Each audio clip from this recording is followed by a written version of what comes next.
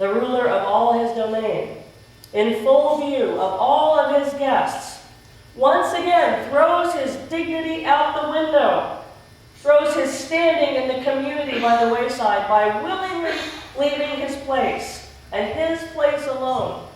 At the head of his own table at the party, he's actually throwing for the son who disowned him, so he can go and stand outside of his own home and beg his other child, who is now bravely insulting him in front of his guests, to please come inside and sit down and have dinner with your brother. Can you and I hear the pleading in the voice of this desperately determined father as he begs his older, angry, self-righteous son, saying, "Don't you see? It's not about who gets what in the end. It's not about who is right and who is wrong, who is bad and who is good. The most important thing isn't about who I'm going to reward or who I'm going to punish. The most important thing is relationship. My relationship with you. My relationship with your sibling. Your relationship with one another. Our relationship as a family. As Tabby and Jeremiah say, it's not about the final destination. It's about the climb together. Please, come in. I've got your seat right here at the table. Just accept it. Accept my love."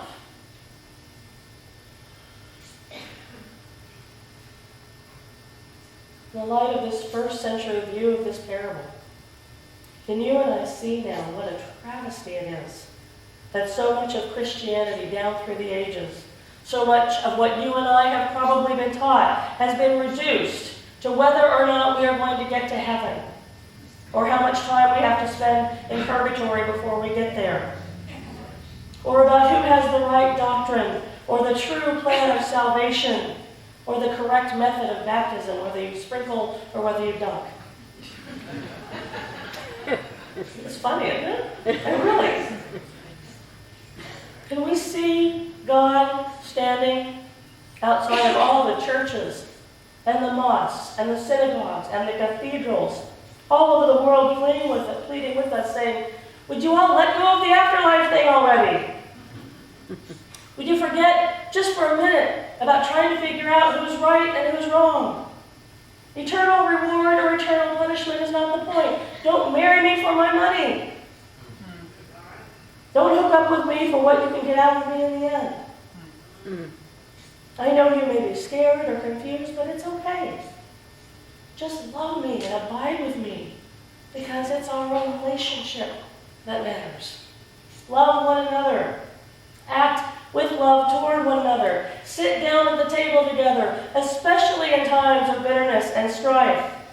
Abiding side by side, repairing the world together, because that is all that matters. Amen. My children, God says to us, if you will just come to my feast together already.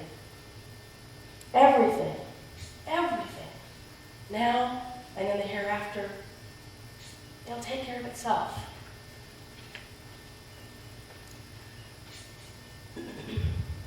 Now, I have no doubt that if I showed up at God's banquet wearing my tuxedo,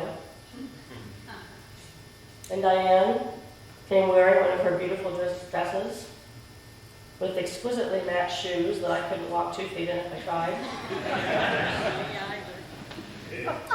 if Candy Von Sparkle, who was here at the 9 o'clock service, was there with a colorful boa, and Mayor Betty was there with one of her grand hats, and Mama Lou with her purple hair, I'm sure there might be just a few people surprised to see us there.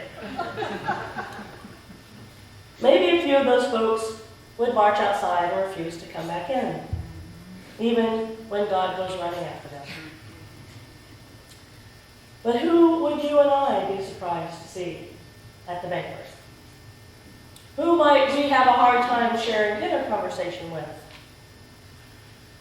Would it be the nurse or the doctor who works for Planned Parenthood? The illegal immigrant from Mexico or Haiti? The old woman with HIV and hepatitis C? the young crack addict, or the single mother on welfare who has 5 children by 3 different fathers? Maybe it would be the Democrat, or the Republican, or the Mormon. Or maybe it just might be yours or my own brother or sister, or mom or dad. Maybe we might even find ourselves having to get up from the table, maybe refusing to ever go back.